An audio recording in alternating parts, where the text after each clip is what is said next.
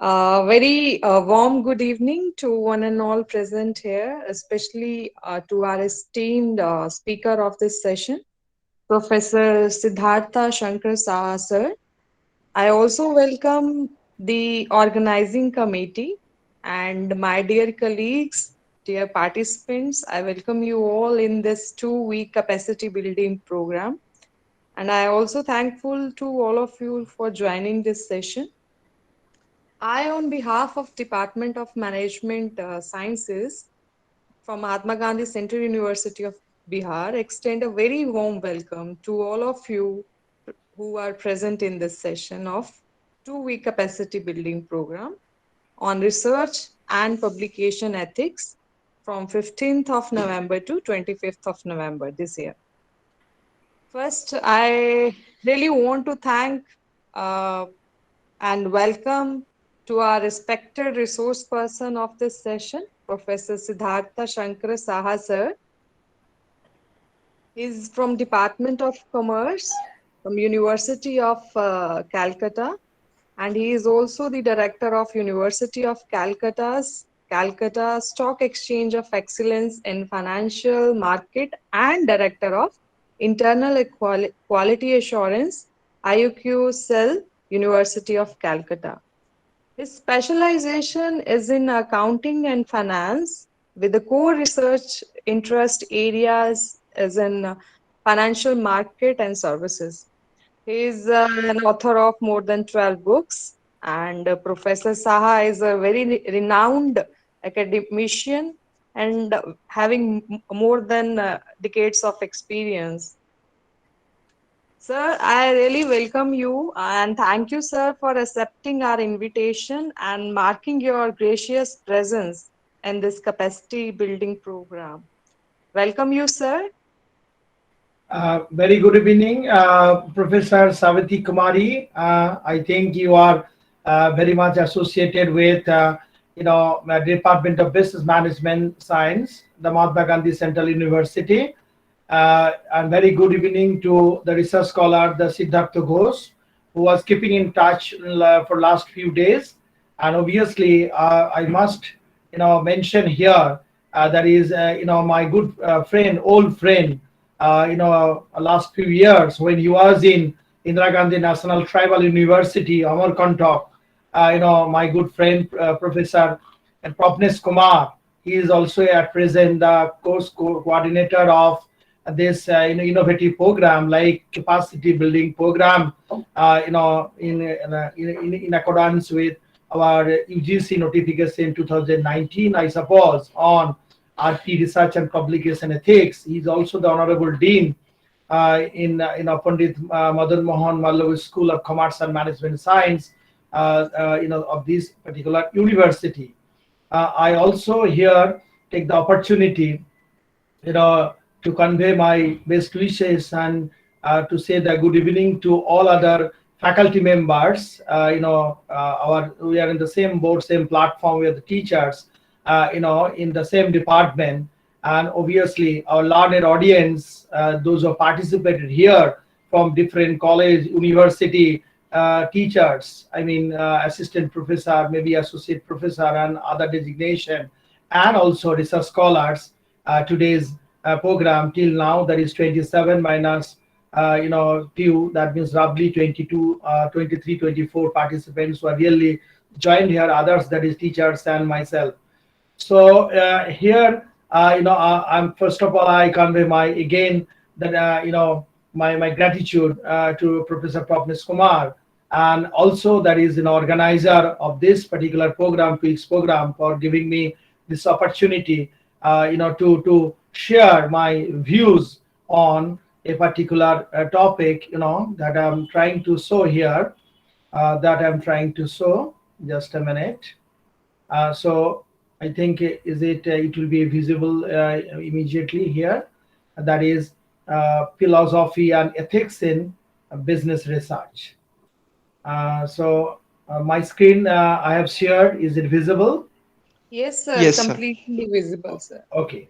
So since you had the specific topics, what I received from the team of today's program, And also I had a nice talk with the Professor Pavnis Kumar.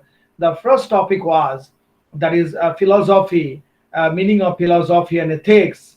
It may be mostly theoretical in nature, that you may say, but I try to my level best to convey my views, my share my knowledge as a researcher in accounting and finance, social science research, particularly business research, the practical aspect of the research and research, particularly philosophy, research philosophy, and research ethics. The research ethics has become very, very, significant in the current context, especially that is in the context of development of IT, because plagiarism issues and other issues very much related to the research ethics and research philosophy.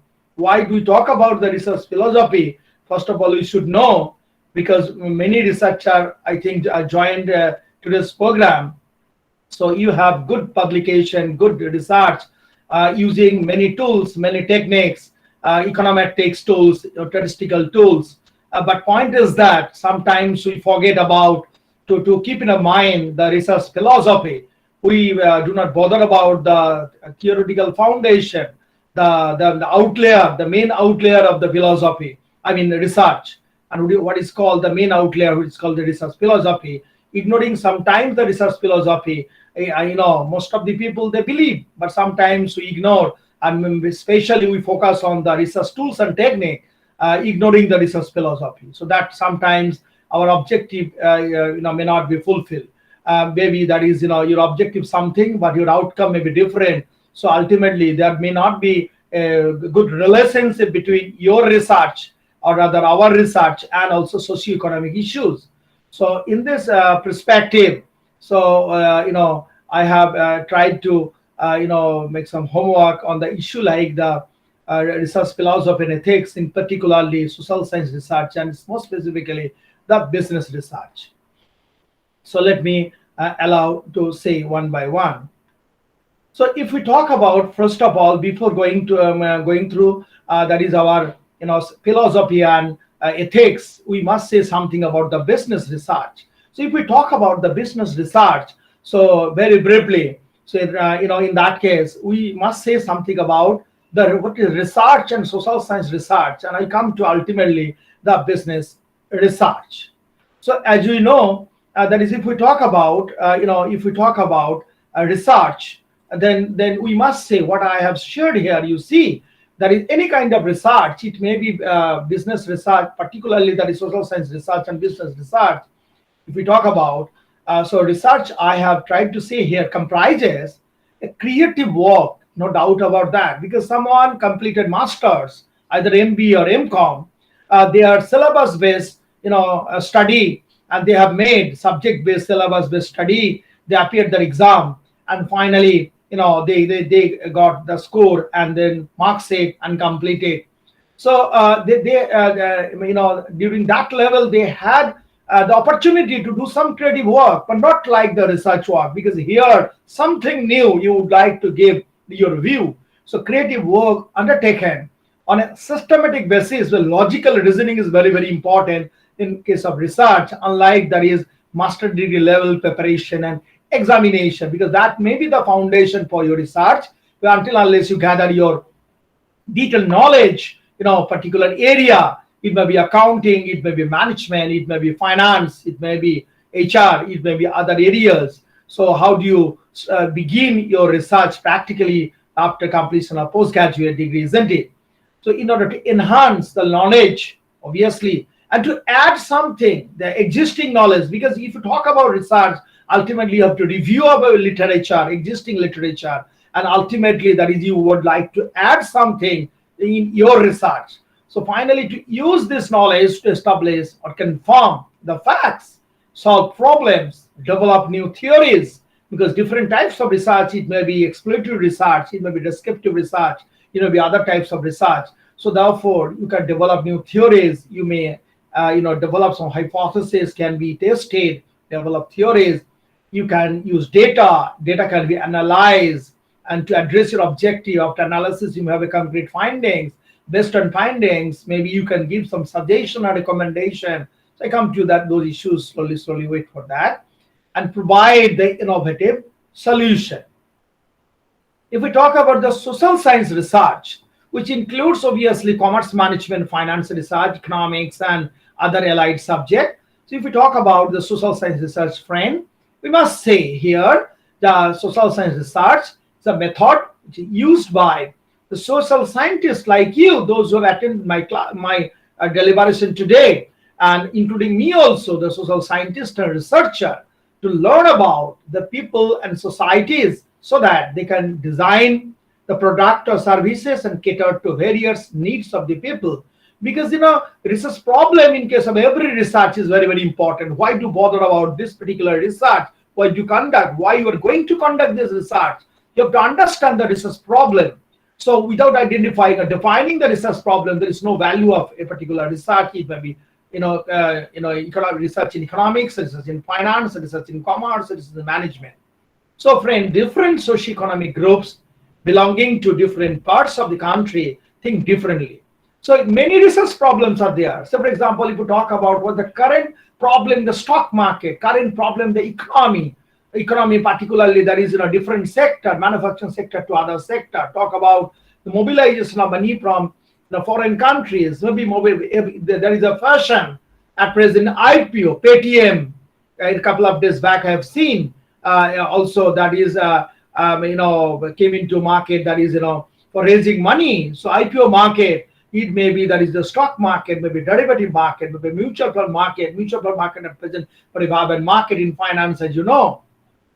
What is the problem in housing finance market? So for example, if you talk about in pandemic, so housing finance market at present, keeping in mind the interest rate, so interest rate at present in India as compared to the foreign countries interest rate, particularly European countries, the negative interest rate. So this is a problem area for research, social science research in finance, research in economics. So that may be done. So therefore, that we can say the various aspects of human behavior need to be addressed to understand their thoughts and feedback about the social world, which can be done using social science research. So whatever you want to do, you're going to do. So ultimately, then you have to find out something which can address the socioeconomic problems, and also you can give some suggestion and recommendation so that the society's people can be benefited, stakeholder issues can be resolved to some extent. Otherwise there is no value of research in business research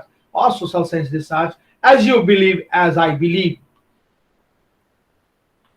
Now if we talk about the business research, so what we are going through, like you and like me, all of us, yes, business research is one of the most effective ways to understand the customer, the market, the competitor. And business research maybe are two types, I feel. One may be pure type, or maybe practical oriented. Sometimes when you conduct research, maybe MPhil or PhD form, PhD dissertation or MPhil dissertation, PhD thesis, sometimes pure type, some, not all times, but sometimes, because there is no, just you completed, research for your degree. But sometimes there is such a way that is you have your findings and also interpretation and findings and your some important recommendation that may be useful to the government for policy making.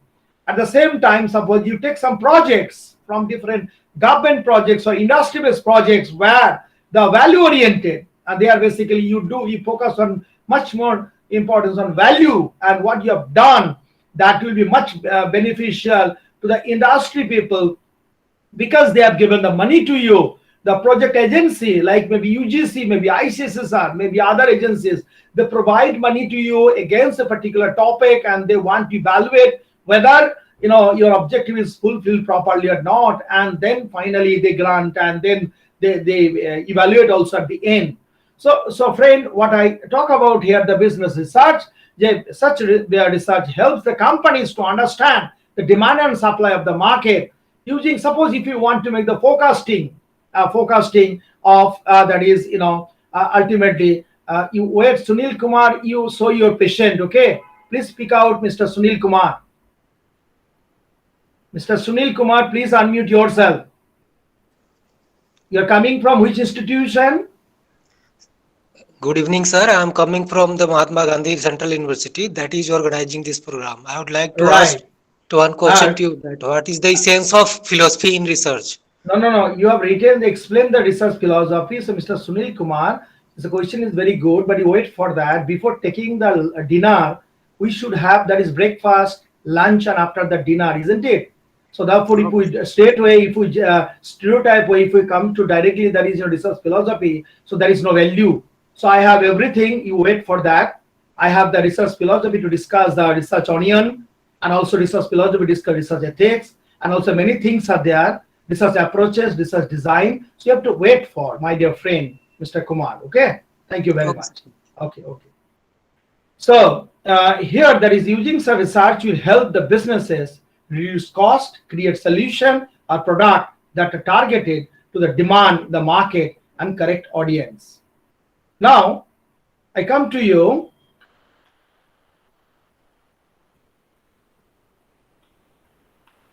The business research process, because if we talk about the business research philosophy in research, I must say beginning some important issues. As you know, those who are seasoned researcher, so they know, but those who are going to begin your research, so in that case if I start with the research philosophy, so maybe bad signal that may go to them. So therefore, since Sunil Kumar asked me the research philosophy, wait for that, I'm coming immediately. But let me say step by step. Here, that is, if we talk about that is research process, business research process, these are the important steps we normally as a researcher in finance, accounting, or business research we follow. And Gabanu here, that is research problem defining. This is very, very important, because if we talk about any topic in any area, then you have to go through the existing literature, review the literature, and then you have to define the research problem. Because what is the research problem, why do you talk about this topic, why do you decide this topic to do your research, which is very, very important. So that will be done based on the review of existing literature, theoretical concept, theoretical foundation, okay, and review of previous research findings as well. And on that basis, then you find out the research gap, and then finally you come to the point of the research question or research hypothesis. Finally, that is, you formulate the research objectives. And to address the research objectives, if we come to you, then ultimately then you design your research. Research design is very, very important. It may be qualitative, it may be quantitative, and also many other ways. But here, sample design also another issues. And ultimately, then you collect data and then analyze your data and then interpret, and finally prepare the report, findings and report. Now, if we look at this particular slide, what I have shown before you, here, that is, you start and then finish for any particular research, social science research, business research. So if we talk about start mean, as I told you a couple of minutes back, here the last slide, there is research problem, defining the research problem is very, very important. That is particularly we can say here, that is, identifying the problem and setting the goal and objective, which is nothing but you say background of the research, introduction, your first chapter, particularly in your PhD thesis, or maybe SOP if you talk about, that is synopsis of a research at the beginning, then you should have background of the research and introduction. With this segment you start. Then obviously you should have the literature. Thorough existing literature should be reviewed. Otherwise, you cannot define the research problem. So that also I have pointed out. And with this exhibit will be a better way you can understand here what I have pointed out. And also your framework of research, the defining the research framework and research question, which are very, very important. As I told you, without that you cannot carry on your research. Methodology, which methodology you require, the quantitative, qualitative, or mixed. Again, I repeat, when I talk about the research philosophy, research onion, Mark Saunders and others actually developed in 2007 the research onion, which includes carefully the research philosophy, that I come to immediately to say, and that you will be able to understand here. And now that it may be case study based research and findings, theoretical research, and also analysis, analyzing the empirical data. So critical analysis, which is very much required, the core aspect of the research, the analysis of the organization, organizational information, and data analysis, and they give value to the organization, the ultimate study, and then research outcome finally that is conclusion and future for the research, that then finally you prepare, that is your final report, the last chapter of the thesis. We believe the conclusion, summary, concluding observation and summary. Now I skip this criteria for good research, that I come to you later if time permits. Now question is, what is research philosophy? This is a big question here, because most of the people we understand but we can't express what is the ultimate idea about the research philosophy. If we come to this slide theoretically, then come to immediately research onion, where we will be able to say, because research philosophy is the last layer of the research onion. What is that research onion? I come to you, wait. So here research philosophy, by research philosophy we mean development of research assumption and its knowledge and nature. There is a question in our mind here, whether research philosophy supersedes the research methodology. Because if we talk about a researcher, they say, research methodology class. You say that these are the statistical tools and techniques we apply. But question is whether research philosophy, that is, supersedes the research methodology, research tools and technique, or other way, research tools and technique supersedes the research philosophy. Always you must say, research philosophy is the outlier of entire research. So research philosophy is the superset, you can say, and which includes everything. So without research philosophy, nothing can be done. So always I believe the research philosophy basically supersedes, that is, research strategy, research design, research tools and technique, analytical issues and everything. So research philosophy presents the nature of the research, what type of research you would like to do, the type of data associated. It's a qualitative data, it's a quantitative data, it's a primary data, it's a secondary data. The understanding of the sources of data and theoretical approaches to analyze it. Now, then we must, come to our mind the research methodology. What is research methodology? I come to again research philosophy in detail because I must say, first of all, philosophy, theoretically, methodology, and after the research paradigm, and then again come to you the research philosophy. Research methodology we talk about. Methodology, by methodology we mean the general principles, because how to do, what to do, one thing, and how to do. That means you have specific objective.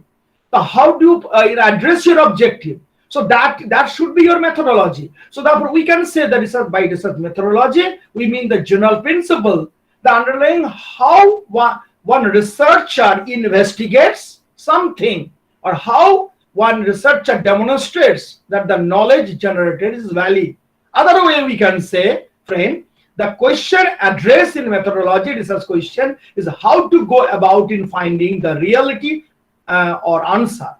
So in general we say the research methodology which is used to create a process of how to collect and analyze data of research. So for example, you want to do research in stock market, co-integration of stock market, global stock market. Suppose 5 countries stock you have taken, say USA, UK, Japan, China, India, say, based on appropriate, your sample design. So now you have appropriate research question, whether you want to know here the co-integration, or maybe the causal relationship. So Ganjar causality you will apply, or you apply, that is Johnston co-integration model. So model you apply later. First you should have theoretical foundation. That is your research, which research philosophy you would like to apply. And after that you apply the objective, see the objective and apply the methodology. So therefore, what is research paradigm? So before research paradigm, I want to say, I believe the research philosophy together with research methodology, that may create a research paradigm. Research paradigm, basically the entire process. So research philosophy plus research methodology, that may be combining together to be called the research paradigm. So I have said here that research paradigm is an approach or a model or a pattern to conduct research. Yeah, it is everything. So it is a framework of thoughts or beliefs or understanding within which the theories and practices operate. So it acts as a function of how a researcher thinks about the development of knowledge. Because why do you conduct your research? Because you want to add something to the existing research or existing literature, existing knowledge. So we can say research paradigm is a process of creating a blueprint of research. So two important parameters I have shown friend here, one research philosophy, another research methodology, the core aspect. So research methodology, most of the audience, those who are really completed your research are going to enter into the research fraternity. So ultimately you will be able to know the research methodology. So what is research onion?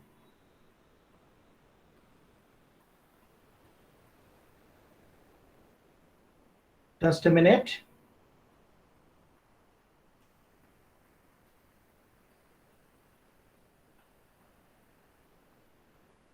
Now, if we look at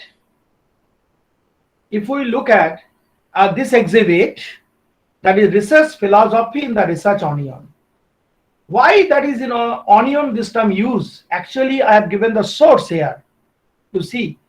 That is Mott, Saunders, Phillips, and others in 2007 basically developed this idea which is called the research onion. In our family, every day more or less, those are veg or non-veg, I don't know. The onion basically, that is those who are non-vegetarian, we used to use the onion. So if we just think of something about the onion, you see onion having the different layers, isn't it? Different layers. And Mr. Sunil Kumar, you are with me? Hello, Mr. Sunil Kumar, are you with me? Please unmute yourself. Yes, sir. I am being with you in this time. All right. I am very carefully listening to your sentences. Yes. Now you see that is research onion. That is onion having the many layer, as you know. But if you just open one by one layer, practically forget about research onion. So then ultimate thing you see, that is something after that you cannot open any other layer. Okay. So if we apply this concept, which was applied by actually, I have mentioned here the good researcher that is especially the Mott, Saunders and others in 2007, and many times it was revised 2007 to even 2019 as well. So the research onion actually developed by, already mentioned, the Saunders, why to describe the stages through which a researcher must carry his or her research in developing an effective methodology. So research onion is basically, I feel, an extension of the research methods tree. What I have used the figure from Saunders, what I have mentioned here, the identification of the research philosophy is positioned at the outer layer of the research onion. Many layers are there. I come to you one by one. When viewed from the outside, each layer of the onion describes a more detailed stage of research process. So, if we look at once again,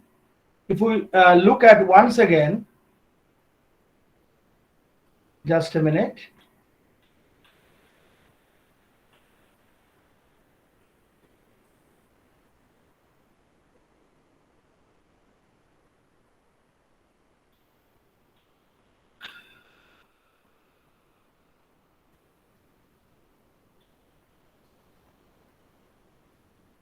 If we look at the first layer, that is, if we talk about the research philosophy, where you have philosophies maybe many.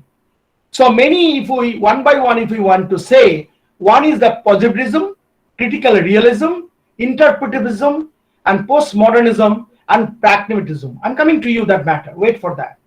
But just after this layer, if we come to you, that is called the research approaches. The many approaches are broadly divided into three. One, induction approach, deduction approach, and abduction approach.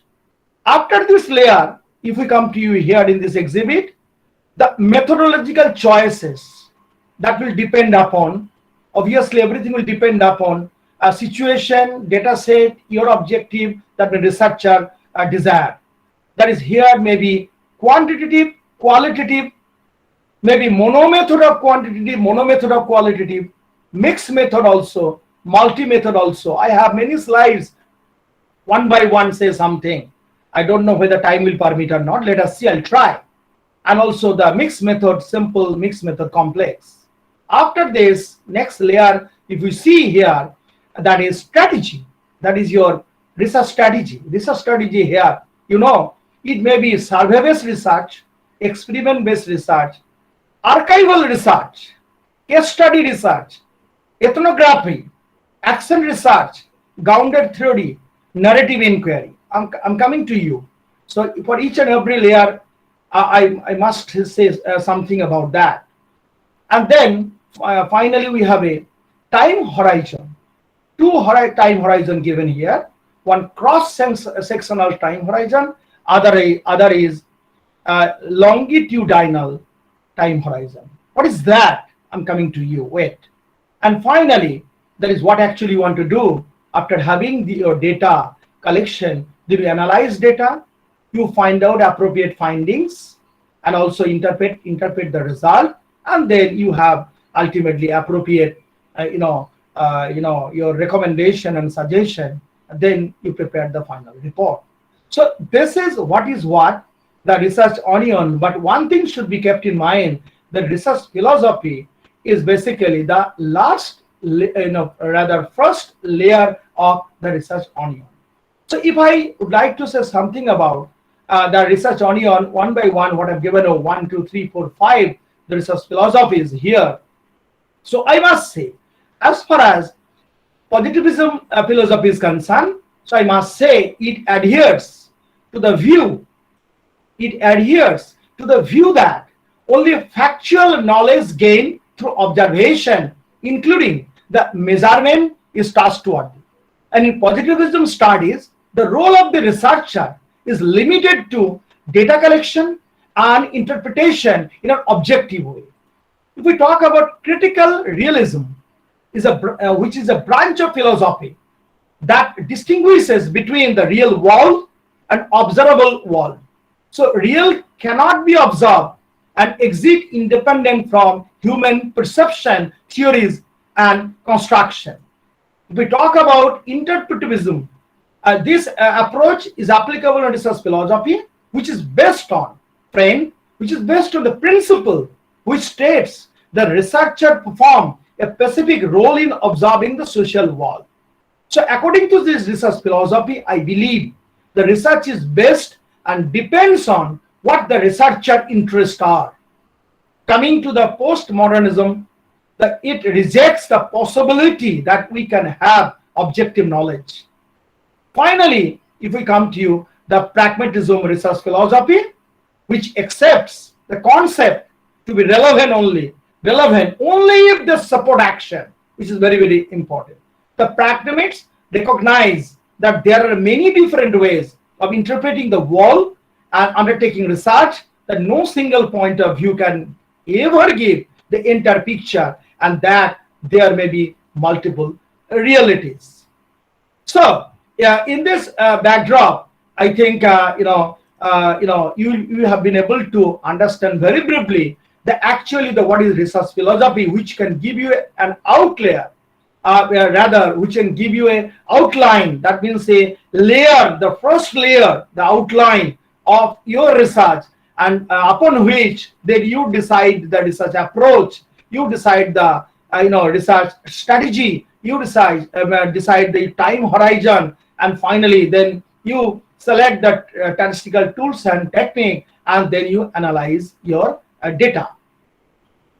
Now I come to the next slide to say something. So as I already told you, the layer wise information, so I may skip this particular slide, and then I come to you to show here, that is, if we just categorize the entire all those layers into three different categories, broad categories, I can say the research onion can be divided into three levels of major level. First level is first two outer rings. which are research philosophy and research approach. Second, category, research design, which constitutes the methodological choices, research strategy, and time horizon. And last one is tactics. That means the inner core of research onion, which includes the data collection and analysis aspect.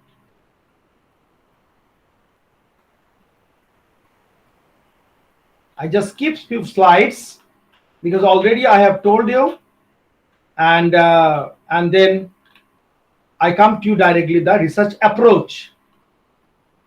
A research approach here, actually I wanted to show here, that is research approach here. If you look at carefully, there is 3 research approaches mainly: induction, deduction, and abduction. If we talk about induction, basically untested theoretical nature. But deduction, that means based on your data, you want to draw something, and you develop the hypothesis, and also you test your hypothesis. Abduction, that is over and above induction and deduction. So to understand this research approach with regard to, that is our with respect to research philosophy, I have taken 2 parameters here. One is logic, generalization process, generalizability, use of data, theory, and when to apply. So if we talk about the induction approach, as far as logic is concerned, so I have tried to say here, that is a researcher use the premises developed from observation to draw untested conclusion, whereas second one, deduction approach, true, then the conclusion are also true, that is based on some testing.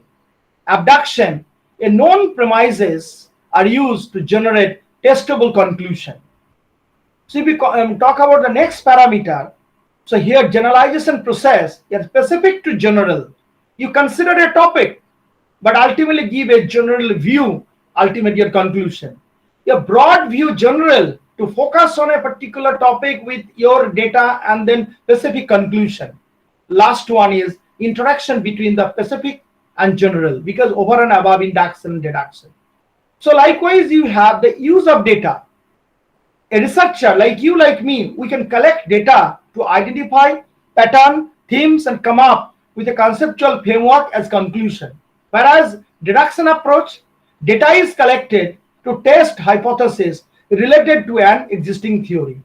Suppose you must say, stock market data, the Indian market is influenced by, say, China market and USA market, say. So this is your hypothesis. So that can be tested. You draw something, deduction something, and this approach can be applicable here. So researcher, last one, abduction approach, collects data to identify the pattern, the themes, come up with a conceptual framework, and to test hypothesis as well. So it may be blended together, induction as well as deduction. As far as theory is concerned, yes, under induction approach, as I told you very beginning, theoretical approach, theory is built up, you descriptive approach, and then theory can be built up. Current fashion in our research at present rarely happen in our commerce management research, but deduction approach mainly applicable, or abduction approach to some extent. The theory is verified here, and when to apply, that also I have given here from the researcher point of view. Now I have also other few slides, inductive research approach and others, that is detailed, but I skip all those, here. But I come to you, and that is, next topic is research design. What is research design? Research design basically, which includes something, one of the important aspect is that the methodological choices. So here I have tried to say, just to come to previous slide, that yes, the methodological choices, if we talk about, so then we must say that is this methodological choice outlined in the research onion, as you've seen, which include the mono method, maybe mixed method, maybe multi method. As far as mono method is concerned, which involves basically that is, if you conduct the research, you follow the one research approach only. But depending upon your objective of a research frame, sometimes that is you also follow the mixed method approach and multi-method approach. So if we talk about the mixed method approach, which require the use of two or more methods of research and usually referred to use of both qualitative and quantitative methodology at a particular moment for a particular topic.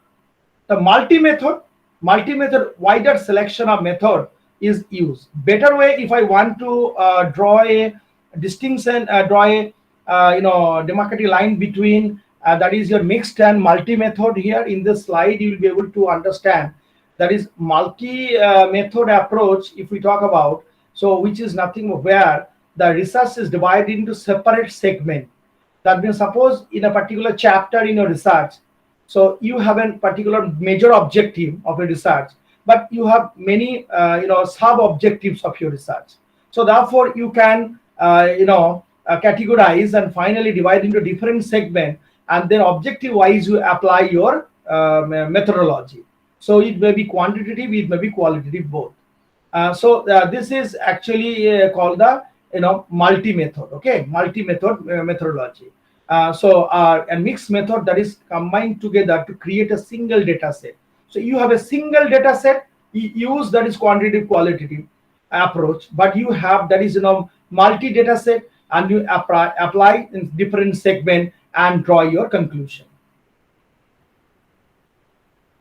Now if we talk about quantitative research design and qualitative research design, so I'd like to share here one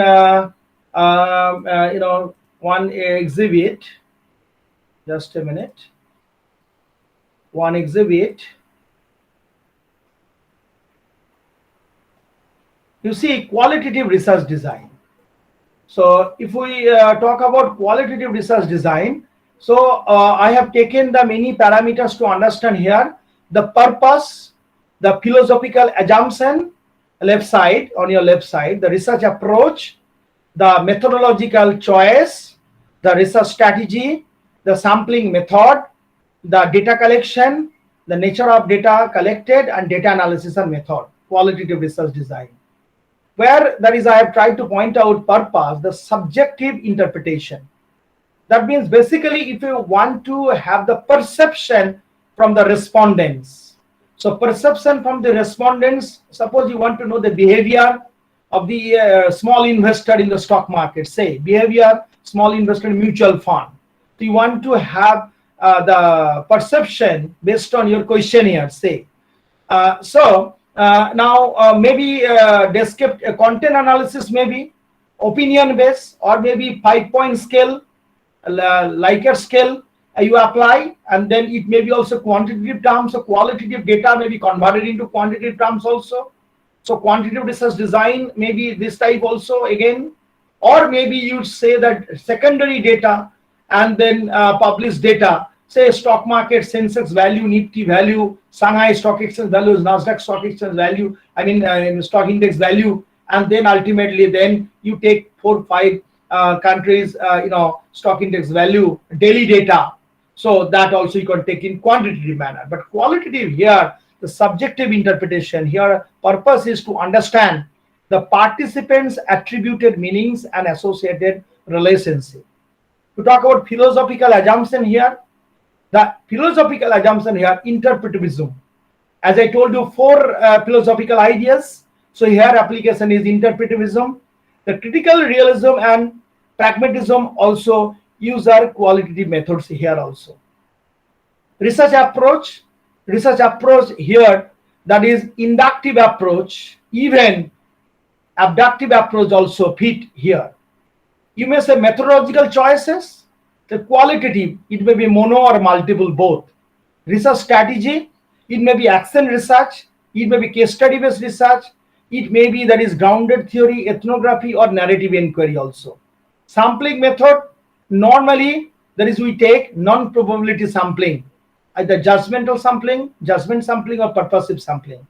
Data collection, unstructured or semi-structured questionnaire basis, so interviews method or discussion, open-ended questionnaire, etc.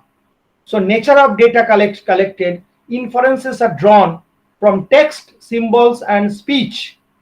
And then finally, the data analysis method, thematic analysis, or other analysis is applicable. But if you consider here that is same data, but you collect the same type of data using the Likert scale 1 to 5, 1 to 3, then automatically converting qualitative to quantitative terms. So, so if I come to next one, the quantitative research design. So there actually I have pointed out the same way. The purpose is the test relationship, hypothesis testing. Whenever you would like to use the quantitative data in the current fashion at present, based on your research philosophy, that you must want to draw some conclusive idea you want to give. So therefore here positivism philosophy you must apply here, as I believe. And critical realism and pragmatism also uses the quantitative methods as well. And research approach here, general deductive approach, even abduction approach also can be appropriate here. Quantitative, it may be mono-quantitative or maybe multi-method as well. Research strategy, it may be experiment and survey strategy. Sampling method, probability sampling normally applicable. Social science research, commerce-based research, many researchers, they don't bother about sometimes probability sampling. They basically apply, whether good or bad, that is different thing. But they apply, that is our, non-probability sampling also. Structured quantitative, here structured interview, maybe scale, as I told you, Likert scale or Likert scale, index, etc. Nature of data collection, numerical and standardized data. Inferences are drawn by using the statistical econometrics tools according to your objective and research question. And finally, then you analyze the data. And finally, you have the basic, inferential statistics, descriptive statistics. Then finally, then parametric, non-parametric, any model, it may be regression or maybe ACM or other models, rich model you apply.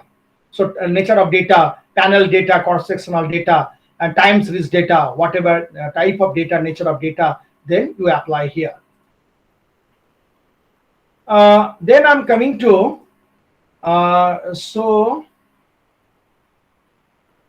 the research strategy, the last part of the research design.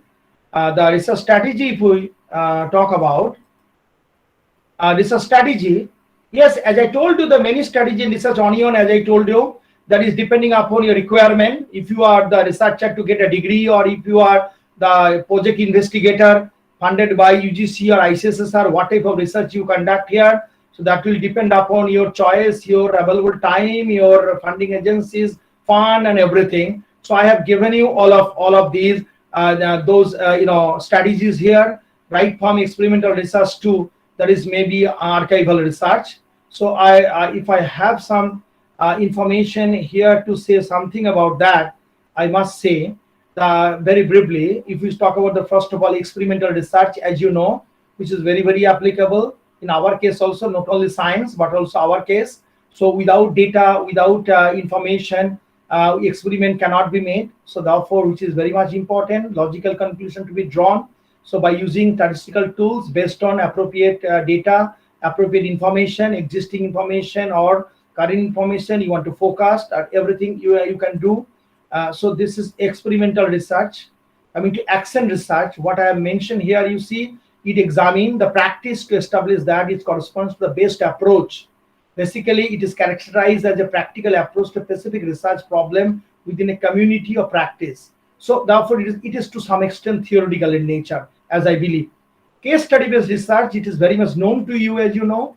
You consider a particular company, say Paytm IPO came into operation, Paytm IPO a couple of days back.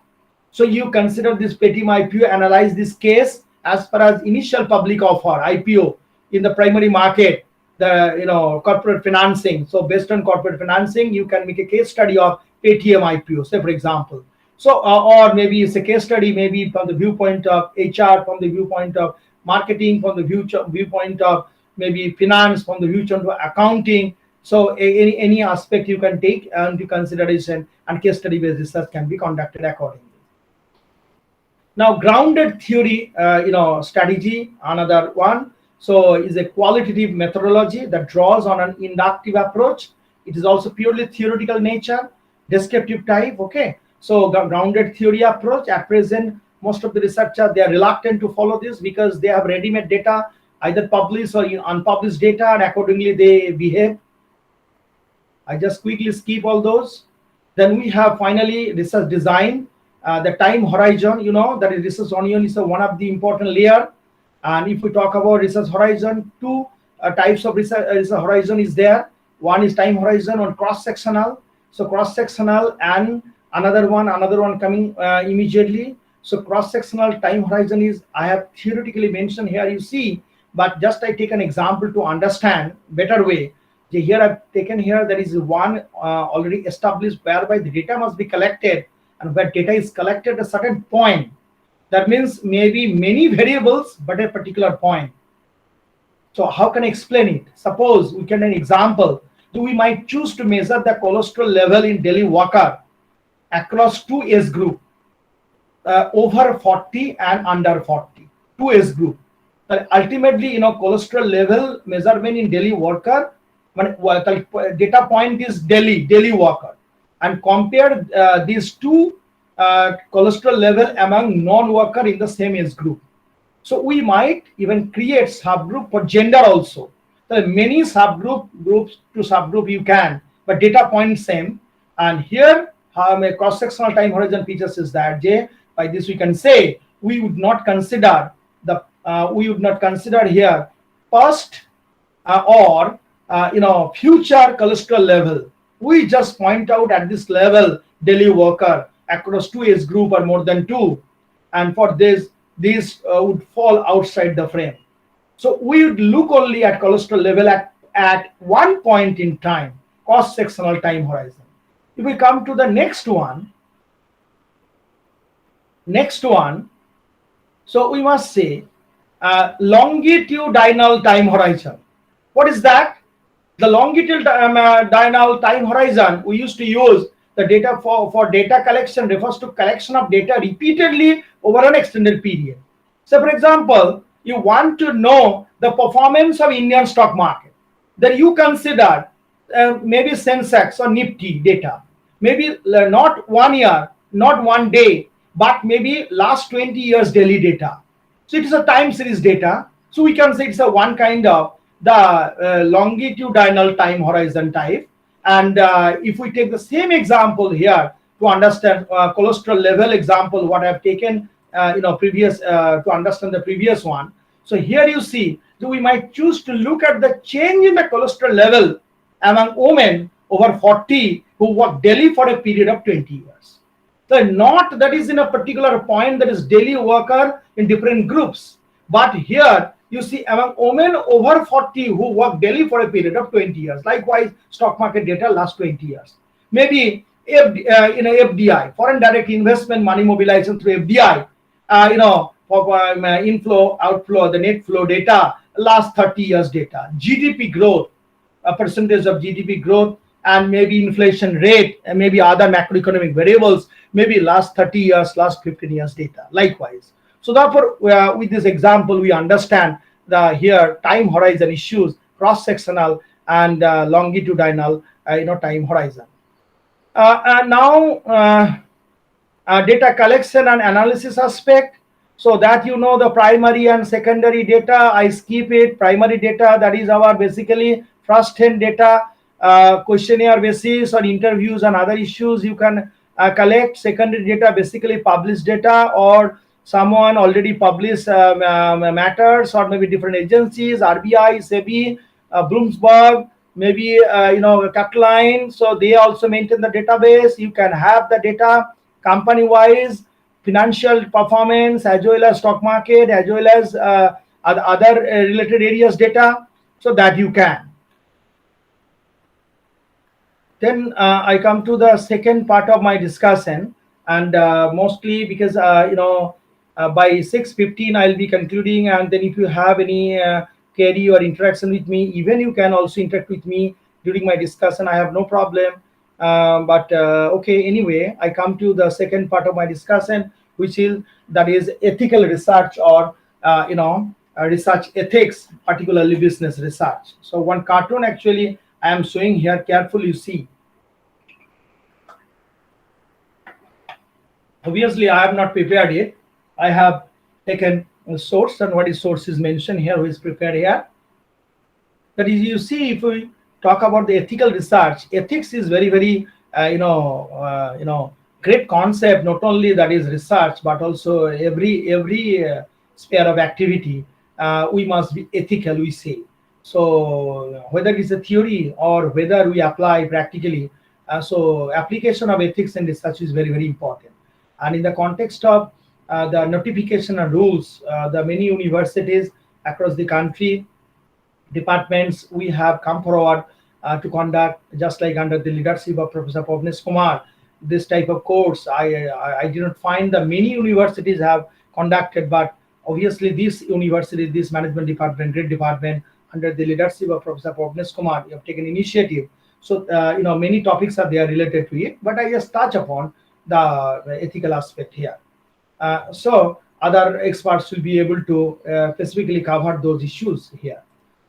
So if we talk about the research ethics, so if we look at this slide here, we see the what is the meaning of ethics and value system. So both are not, so moral value and ethics, both are not obviously sometimes we use interchangeably. I have no intention to discuss here subject like ethics and moral value. Our objective is to know the application of ethics in research. As a researcher, whether we are applying our ethical aspect in research or not, this is our objective. So ethics are the moral principles that a person, researcher, must follow. So what is wrong and what is right, okay, irrespective of the place or time. So here moral values and ethics may be blended together. So behaving ethically involves doing the right thing at the right time. So this is very, very important part of ethics. If we talk about the research ethics, so which focuses on the moral principles that researcher must follow in the respective fields of research. So why do we talk about the research ethics? Because in the many researchers we have, most of the researchers that follow the ethics, but some of the researchers, they're unscrupulous researchers. Suppose chartered accountant, all chartered accountants are not bad, but some of the chartered accountants, they are following the unscrupulous way and to commit some fraud in the finance, in the financial books of accounts, in the time of preparation, or maybe examination of books of account. Then ultimate result is corporate fraud, okay, corporate scam.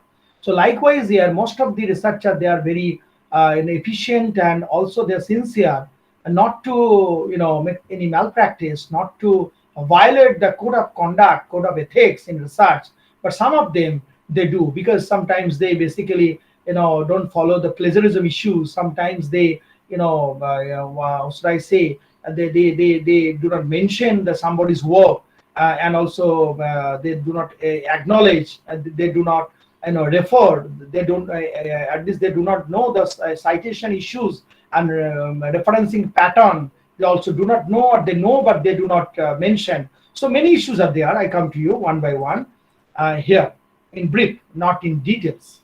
So if we talk about the research ethics, so here I have taken one information, one source, that is Method Space, and they have raised rightly, they have raised rightly some important questions here. You see, some important questions. So the major question, you see, the who or what is induced or excluded from the research and why. How are data protected in the digital era? Suppose whose priorities are reflected in the research problem. How are participants protected in a dangerous time? How are data set assembled? Did people consent to research use their information? How do editors ensure that publication uphold a high ethical standard? Who benefits from findings, discoveries, or new knowledge? How are cultural norms and ways of knowing respected?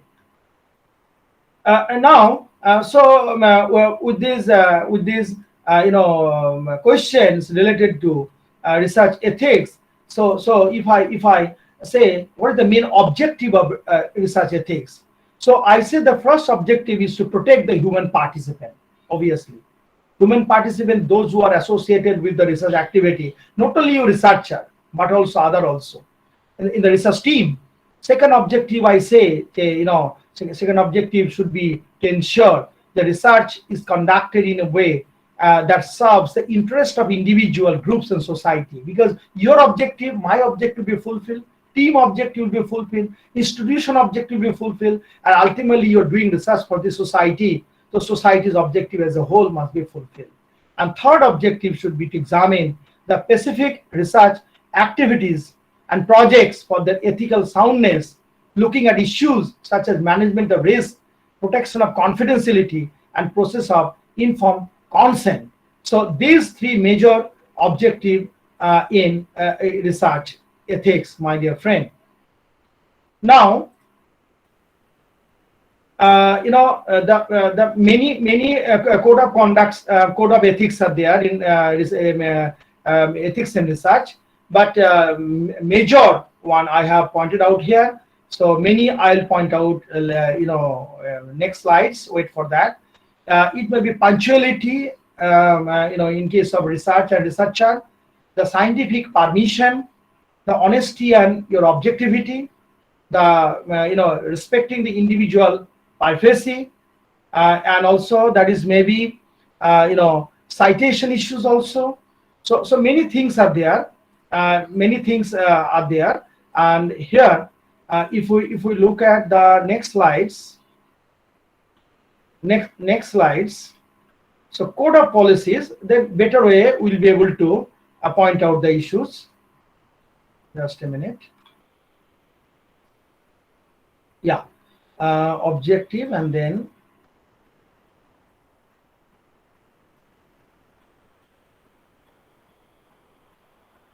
I skip this slide. Yeah. Now, as far as codes and policies are concerned with respect to research ethics, so these are some common things, but it should be kept in mind carefully. Honesty of teacher is very important in teaching profession. Likewise, honesty of researcher also very, very important in research. Because at present in IT era, that is within one day you can prepare a write-up, you can prepare a article, prepare a paper, cutting and pasting. Okay, so this is not desirable. So therefore, fabricating, falsifying, misrepresents of data. That means suppose you're collecting data from 30 participants, but showing maybe 300 participants fabricating. Okay, so that is happening. Not all, but few of them, they are doing it. That's why they're talking about the research ethics. Why you are talking about raising voice about the research ethics? Reason behind that, the objectivity, which is very, very important. So to mean objectivity, I have given some information here. They strive to avoid bias in experimental design, data analysis, data interpretation, peer review, personal decision. That means you should logical reasoning, logical discussion, logical tools to be applied. You have to apply tools. That's why you are applying. That should not be appropriate. That means really, if you want to execute or implement any tool to address your research objective, so you must be very positive minded, and objectivity will be there, not in a subjective in nature. Integrity is very important part of that. As far as researcher is concerned and research is concerned, that means if you do research, it's just like your concentration. It's such a concentration you have to put focus. That is just like a laser torch. You focus in such a way that you unearth something. So integrated way and carefully you complete your project, complete your PhD work. Not only depend upon somebody will write your thesis, somebody will can guide you, but somebody cannot write can write your thesis. Thesis will be written, data can be analyzed by taking help from somebody, but actually you have to do your own job. Next few aspects I would like to show here. Openness. Yes, this is another part. You must be open. Suppose in a public seminar, or maybe at the time of synopsis registration time, the expert members really give some suggestion, and maybe members give some suggestion, criticize your matter for your development, must be open to accept and then improve yourself.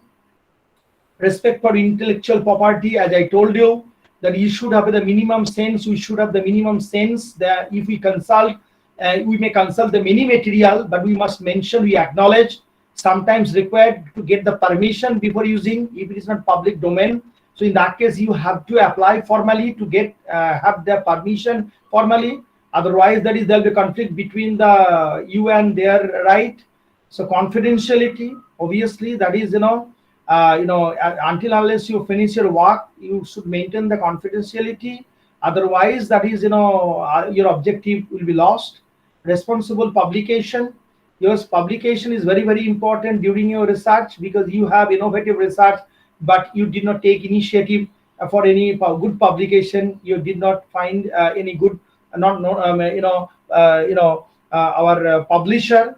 Maybe that is at present UGC has mandated to publish for your promotion those who are teacher from assistant to associate, associate to professor, the care journal, UGC care journal, peer reviewed journal.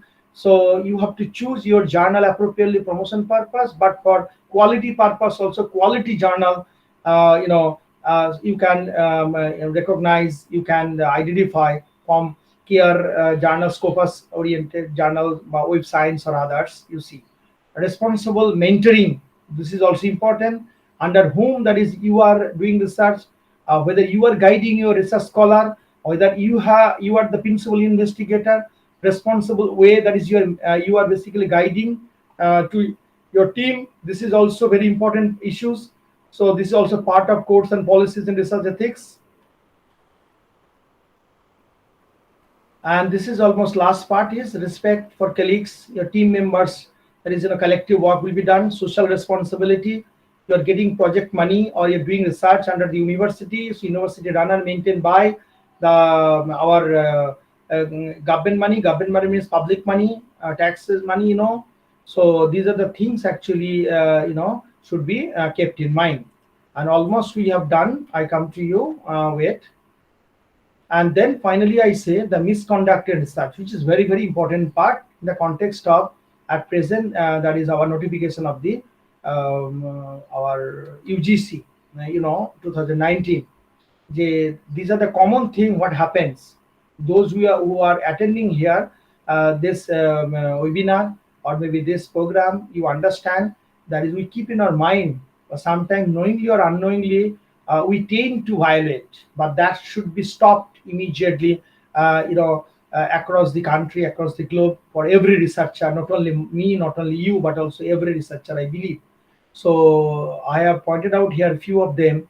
So here you see first one, the publishing the same paper in 2 different journals without telling the editor, knowingly or unknowingly. Sometimes you submitted at a time a same paper, 2 different journals, and it was published suddenly. Some open access journals are there, published. So you say, I didn't know. Why did you send the same article at a time? First you have their feedback, whether it is rejected or accepted, then you send second one. Or knowingly you can send two journal for getting your more score, but this is bad. This is misconduct in research. So not informing a collaborator of your intent to file a patent, the patent related matter not related to our case also, basically. So including a colleague as an author on a paper in return for a favor. Yes, suppose 2 authors paper, 3 authors paper, you have contributed, but others not contributed as such. But you have other vested interest with them. You may give some favor or you can get some favor from them, and ultimately you're putting their name. So this is bad. This culture also we have. Sometimes we find we are the senior teacher, we have some information there. And then we see that is discussing with a colleague confidential data from a paper that you are reviewing for a journal. Yes, you are the reviewer, part of research team. So therefore, you are disclosing some confidential data. Suppose one researcher, say you are here, you are going to complete your research, but did not complete. But if you share this confidential information, so it will impact your PhD thesis, because PhD thesis is yet to be completed. So it is one kind of insider trading, not insider trading. Here jokes apart, what I tell you. So here maybe using an inappropriate statistical technique. Suppose you have objective, but there is no need for any statistical technique, unnecessarily you have taken. Or suppose if you want to apply the parametric test, say for example, t-test. Okay, t-test. You should not apply manually. You are applying manually. But if it is a non-parametric is all right, but parametric, non-parametric, you should have draw a line between both. So, for example, you should apply because of data set that is ANOVA, one way ANOVA, two is ANOVA, but you are applying maybe KW test, say for example. So therefore, you have to think of first of all whether you should apply any statistical tools and technique. If you apply, so then you are applying because of your data set appropriately or not. Maybe bypassing the peer review process and announcing your result through press conference without giving peer adequate information to review the work. So then your article or paper is published. Now, if I come to you, the next part of that, the misconduct, the conducting a review of literature, that is not appropriate because according to your topic, what I have selected, but what you are putting in a review of literature, that is not appropriate. So just you cut it and pasted from different theses or different literature and pasted here unnecessarily. So that should be taken care of. Maybe major one I am telling you, the giving.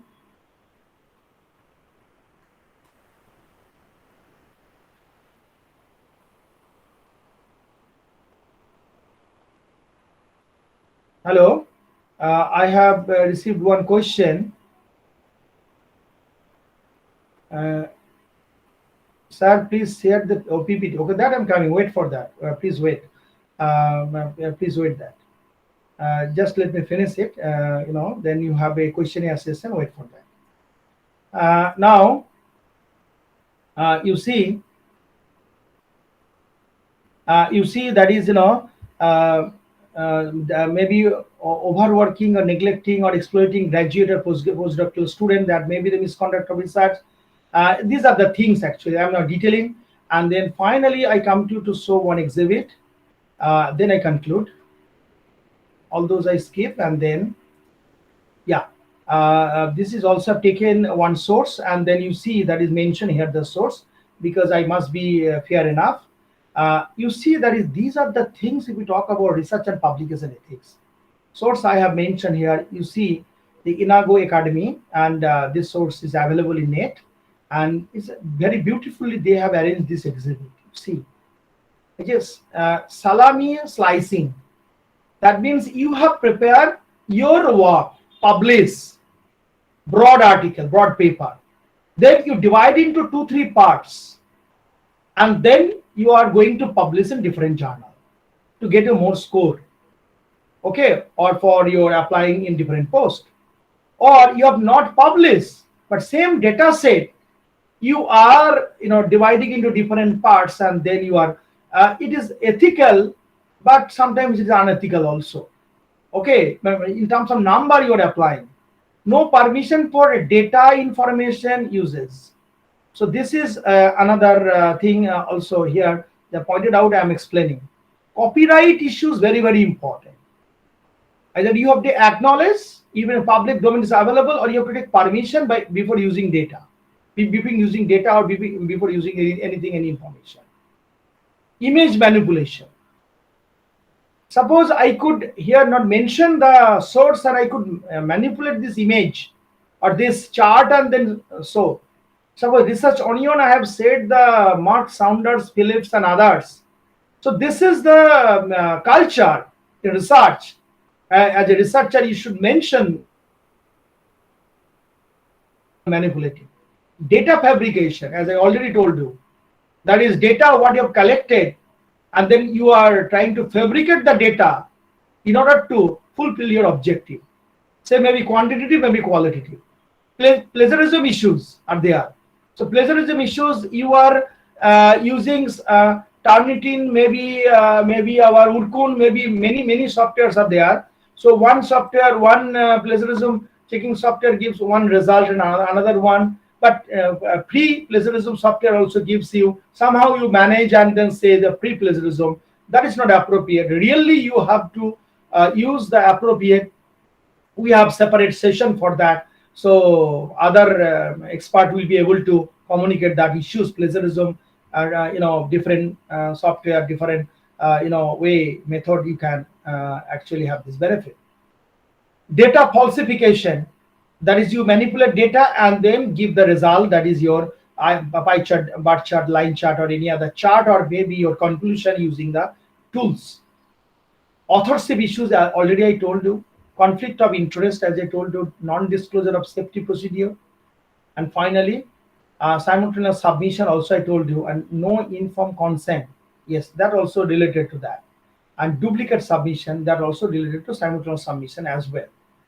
So with this word, formally, then I conclude my deliberation. And then on my right from beginning, our session was open for everybody. But now formally I have closed. But now if you have anything to discuss, pertinent queries, rationally as a researcher, everyone, those who have joined here, some of them senior researcher, some of them junior researcher, I believe everybody is researcher. We are in same boat, though we are senior professor, but we are also same boat because we are the researcher.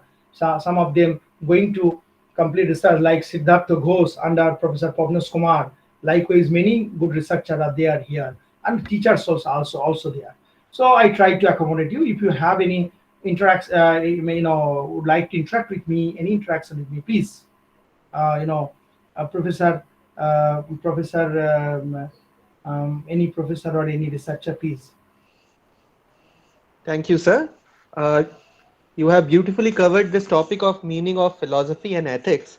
And I'll now invite our participants. If they have a question, they can unmute themselves and ask their question.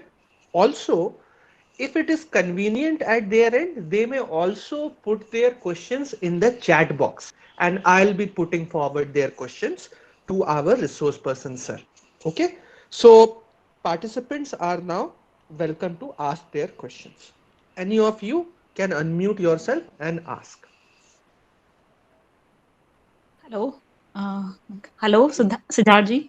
Yeah. Please, Yes, you introduce yourself, and then please, you have an opportunity to interact with you. Please introduce yourself. Everyone who would like to interact with me. Okay. Please. Okay. Thank you very much, sir, for giving this question and answer session for all of us. First of all, sir, I want to thank you for this deep insights on each and every important aspects of research ethics philosophy, including various methods, design, approaches, and strategy.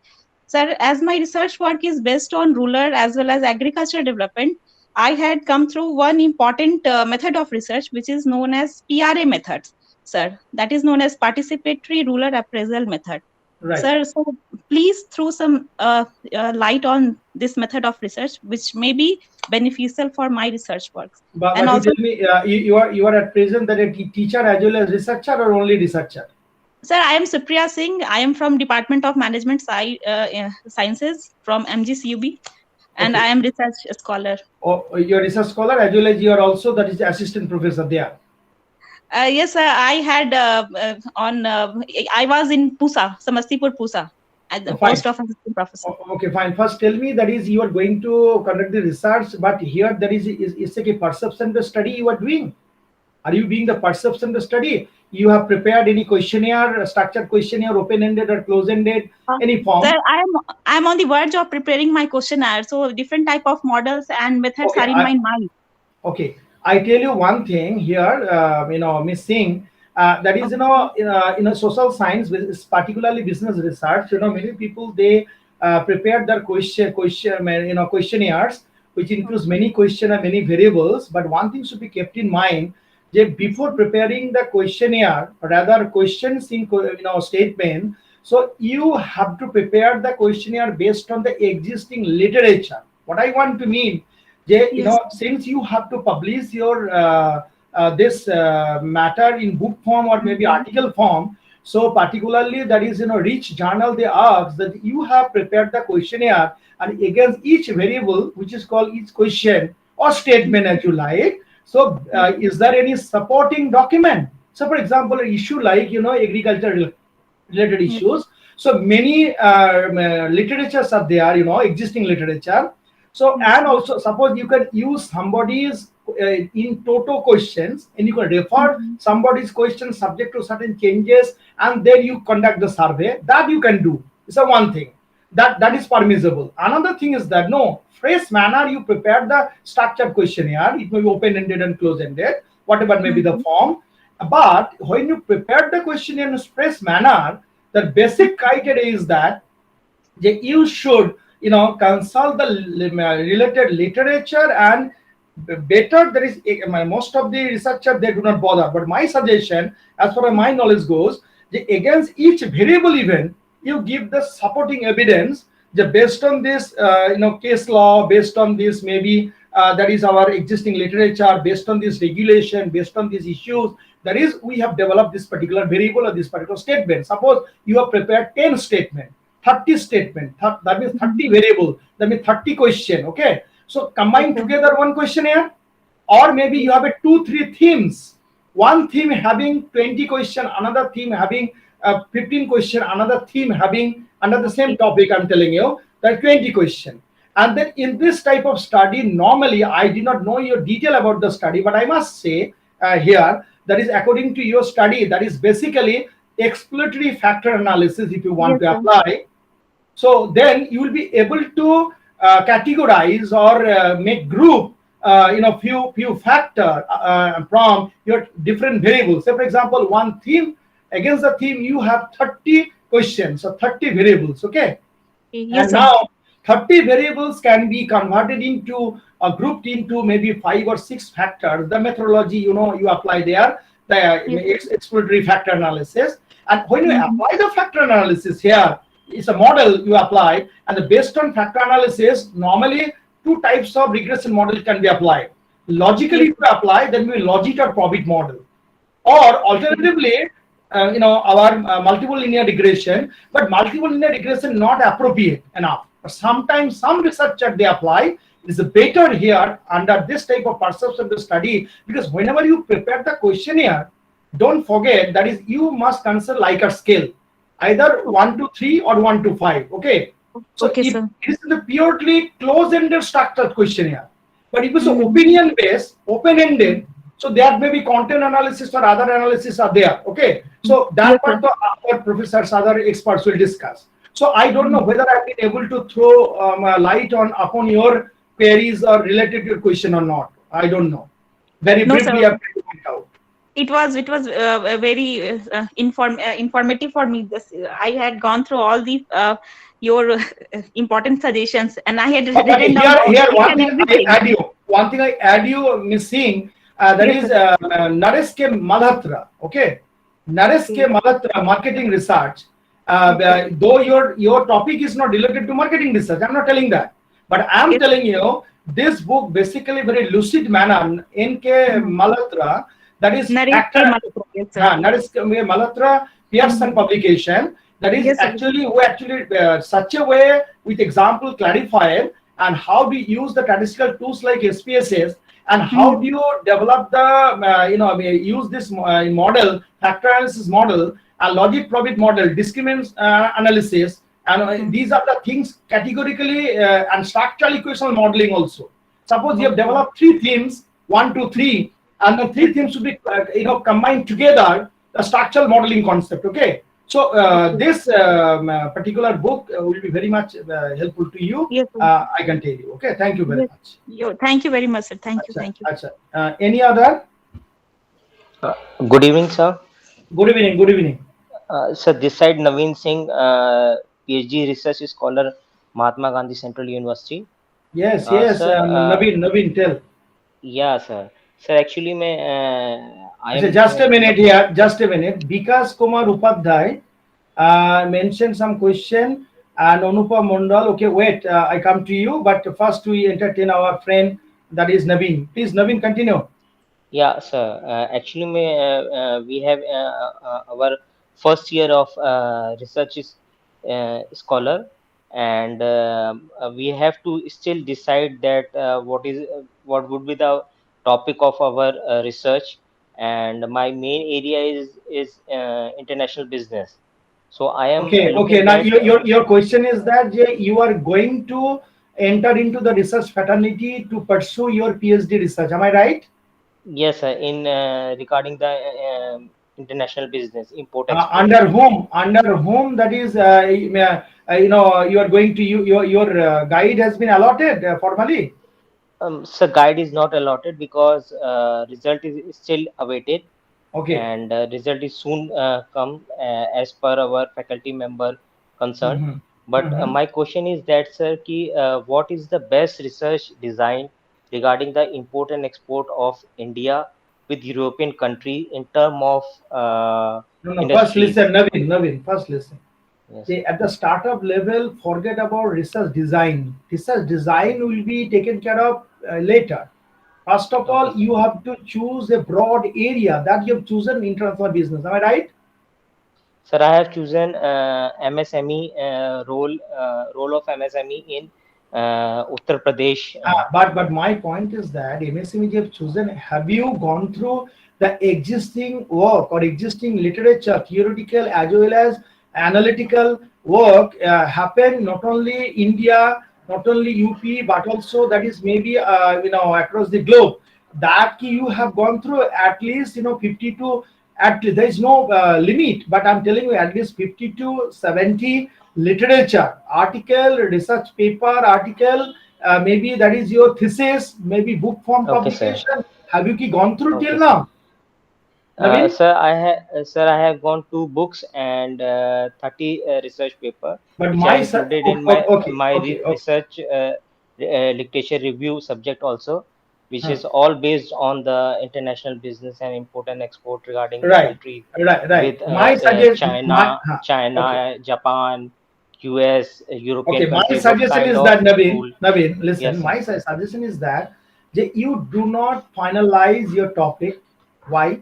Because what I feel in every university, until unless your name is enlisted and allotted Yes, sir. under one researcher. Suppose if you decide a particular topic concretely, that may not be Hmm. fruitful. Why? Because the tuning between your guru means research mentor, and you people the researcher. Okay, so better is that is you have thought of a particular area here, that is MSME is a very vibrant Mhm. area because government has given the focus on this issue, and finance Yes, sir. area also the SME exchange, small and medium price exchange, last few years already Yeah, developed. yes, sir. Changes. So finance as well as maybe other than finance, manufacturing sector or other sector, different topics to be developed. But my suggestion is that you make a groundwork and rehearsal. But what should be your appropriate topic and the research design?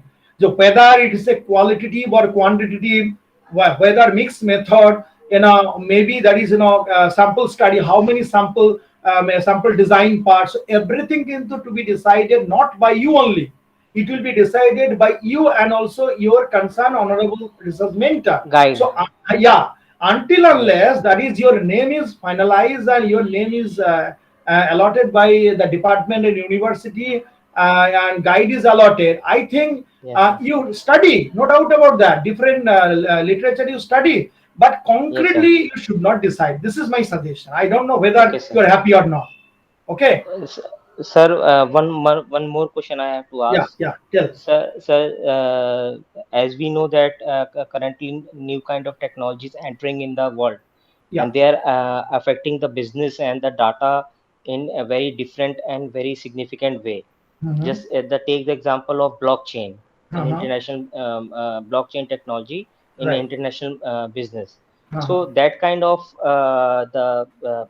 technology gather the data, and that data is useful for ethically useful for us or not, because that No, is not I tested tell on you. the basis of the long term basis. No, That I is tell not you. tested from. I tell you. Suppose if you want to Mhm. conduct a research on cryptocurrency, okay? Okay, Suppose sir. cryptocurrency. So since you mentioned the blockchain, okay, that's why I tell you Yes, Bitcoin and cryptocurrency. So research yes, may sir. be conducted. Our question is that the validity of the data and authentication of the data obviously Yeah, important, because if you say the Bloomberg data or SEBI data or RBI data or India yes, sir. state data or CSO data, Central Statistical Organization. Okay, these are the recognized data. Okay, or Kaplan data. So data you are using from a source, whether this source is recognized or not. So that you have to, depending on the situation, that you have to see the particular source, discuss with your near and dear who are, that is senior researcher, teacher, professor, Okay. and this will Okay, sir. depend upon the situation, which topic you have chosen. Suppose you see data like cryptocurrency, so which is very much Yeah. available in Yahoo Finance, okay, or Yes, sir. money control. So Yahoo Finance very much authentic. So cryptocurrency has not been properly recognized in India and other countries also, but going to be recognized according to our verdict and everything. So Yes, sir. okay, our point is that, but data is available in your finance, so you can take this data for your project purpose or research purpose. But whether it will be appropriate or not, again I tell you, it's a tuning between you and your guide. Okay, any other Okay. next? I take some information given here. Vikas Kumar Upadhyay, they shared PPT and all. Then, sir, is it important to self-cite or reference? Sir, is it important to self-cite or reference? If not done, does it consider as plagiarism?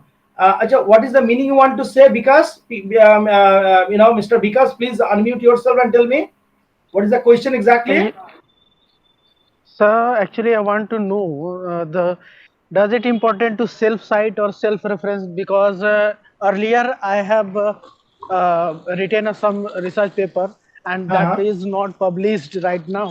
But is it? But how can I reference that? No, I And tell some you, important facts are I tell also, you, yeah. because I tell you, suppose normally what we do. So, for example, I am Professor Saha. I have book on Indian financial system. Say, suppose I am writing a paper on stock market, then I am citing my book, or maybe I have published on, that is financial market or maybe stock market related many papers in many journals.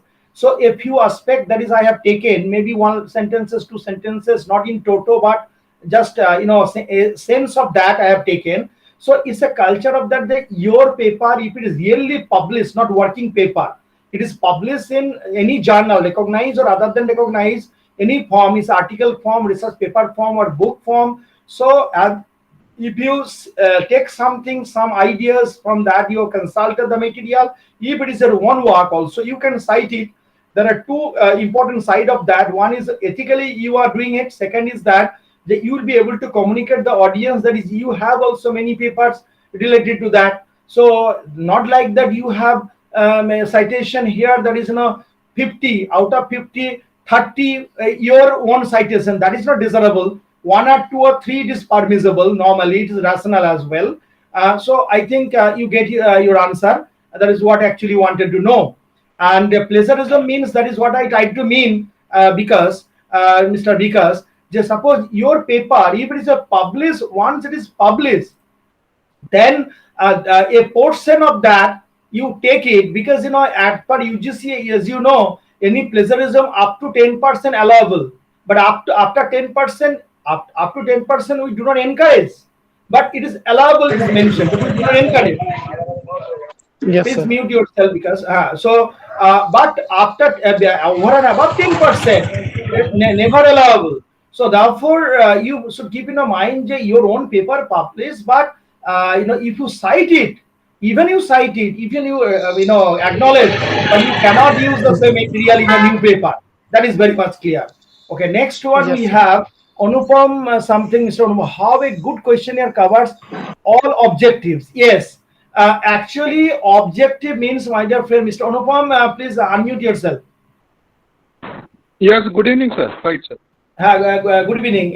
May you introduce yourself, please? Myself, Anupam Mandloi from Indore. I am pursuing a PhD in marketing rights. Okay, right. So if we talk about objective, actually you should not have multi-objective. Okay. Suppose in our business research, what I do, suppose if you have a 6 chapters, chapter 1 is introduction, a last chapter is conclusion summary, isn't it? So Yes, the 6 minus 4, that means 6 minus 2, that means 4 chapters. So 4 chapters means 4 concrete objective. Okay. So out of 4, say for example, 1 chapter is theoretical foundation, or maybe 2 also, or maybe remaining 3 or 2 maybe the analytical. So you should have concrete 4 objective. So you can analytical chapter, suppose out of 4 concrete chapter, out of 6 minus 2, 4, suppose 2 theoretical, 2 analytical, out of 2 analytical chapter, that means 1 chapter means 1 appropriate theme of the study. So if you talk about 1 chapter means 1 theme, then what you can do, you make your questionnaire such a way to address this particular theme. You may say, no, sir, 1 particular chapter means 1 theme that can be categorized, subdivided into 2 themes or 3 sub themes.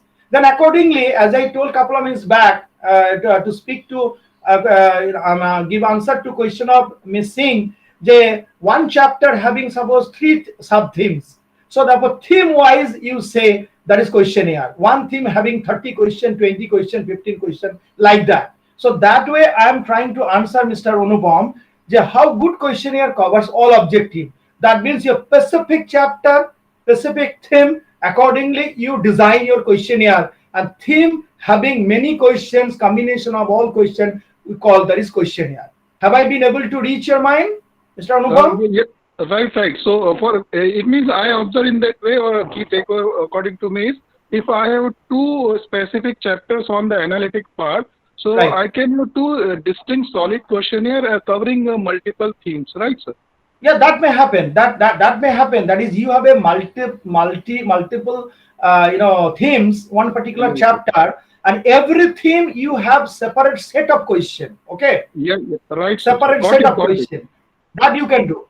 But question always point is that keep in your mind, as a researcher, as a student in finance, accounting, finance, I believe you must use always laser torch.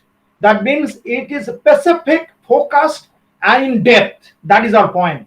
Whenever you divide your 1 analytical objective into 3 sub-objective, suppose chapter number 5, that is analytical chapter, which is divided into 3, 4 objective. So against each objective, if it is a perception-based study, maybe marketing-based study. So accordingly, then you decide your theme and decide your questionnaire and do accordingly. So you can throw your light appropriate manner. Nikita Agarwal, Miss, thank you, sir, for providing the informative session. Okay. And another one, thank you so much in the session, sir. Okay, then any other query in chat box? I don't find any other query, but any other query, any other thing, rational thing you'd like to interact with me, please.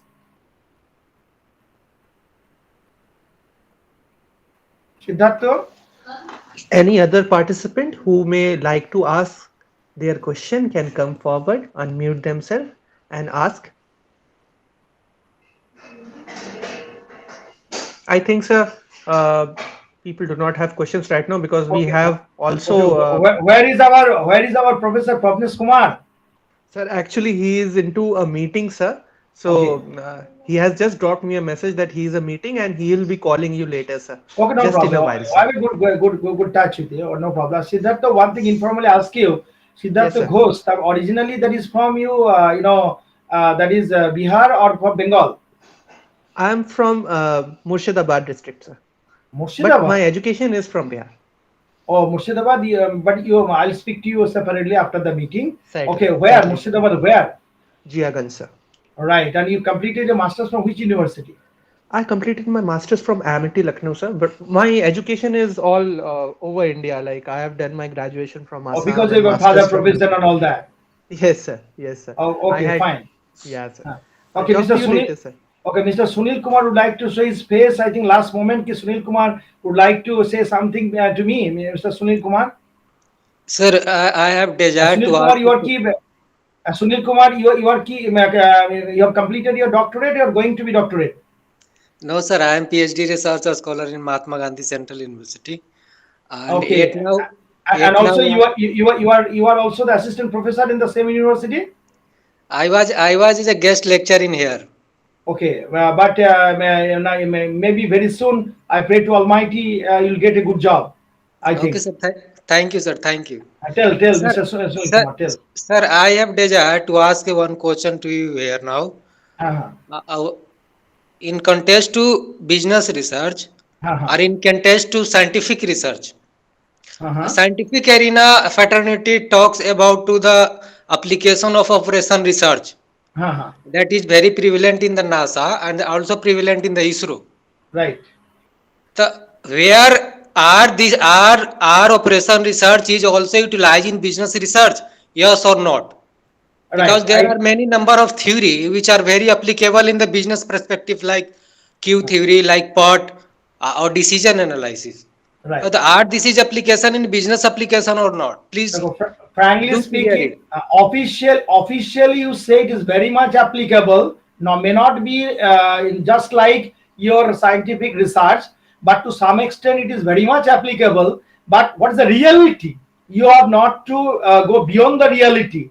As far as your India is concerned, the most specifically very few research in business research, or maybe few research in economics, that is government in case of their policy making issues. So for example, you conduct a research in tribal area, for tribal area research like that, financial inclusion, just take an example. So very financial inclusion, this topic we are talking about from our previous UPA government to NDA government. So irrespective of anything, maybe Manmohan Singh to Professor Manmohan Singh to that is Modi ji. So our point is that yes, many thesis, many article, many paper they have done, but how many paper you have pointed out, you raised some very critical and striking part of that, whether this will give some ideas and help the government or maybe agencies or right authority to take some initiative or remedial measures and to implement this for the development of the society's people. Yes, because I cannot give the example here, ready-made example, but very few, not all. Maybe against 1,000 thesis, maybe one. Those who are doing this type of survey-based work, they must give their idea, the lifestyle of problem of the hill area people or maybe downtrodden people or tribal people, say for example.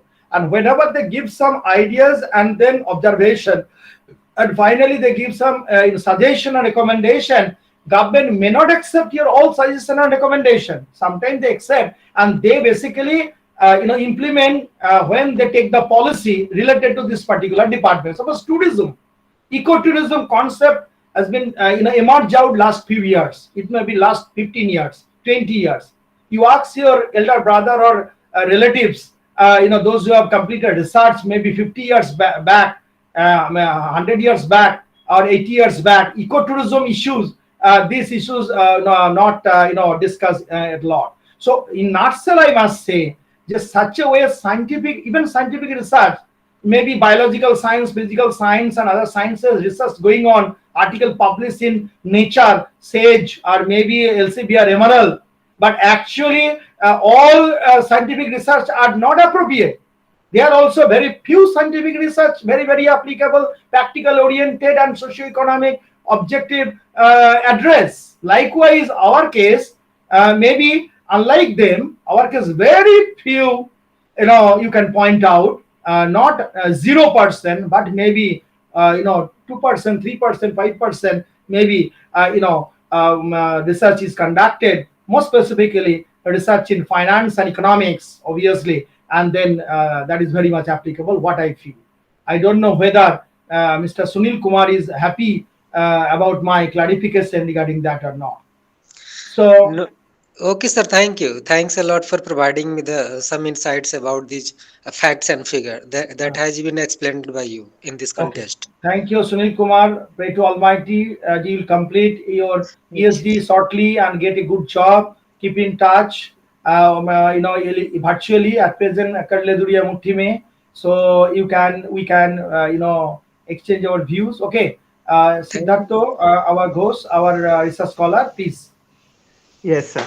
So now, sir, I'll take this opportunity to thank you for this session, sir, because it has been a highly informative session which you have taken on meaning of philosophy and ethics. And sir, I hope that our participants also must have learned from this absolutely absorbing session.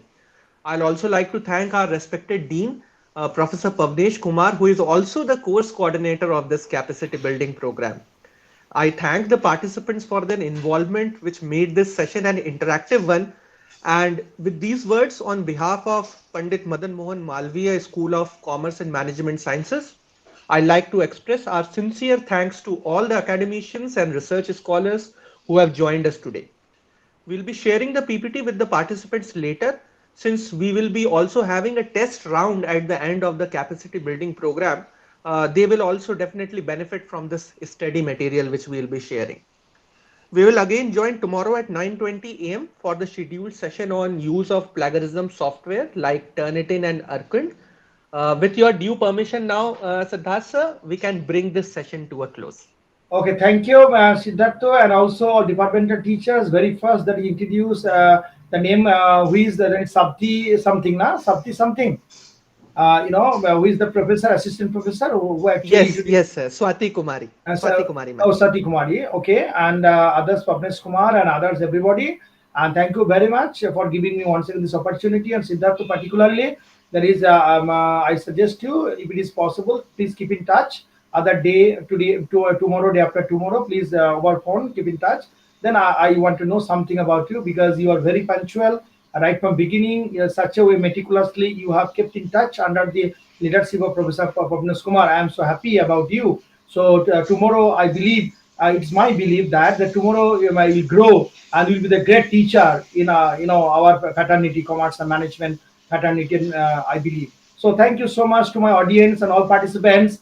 If I've not been able to cover anything, so therefore you'll be able to understand from other experts, those who will be delivering here. Thank you very much. Have a nice day. So I'm leaving. Thank you very much.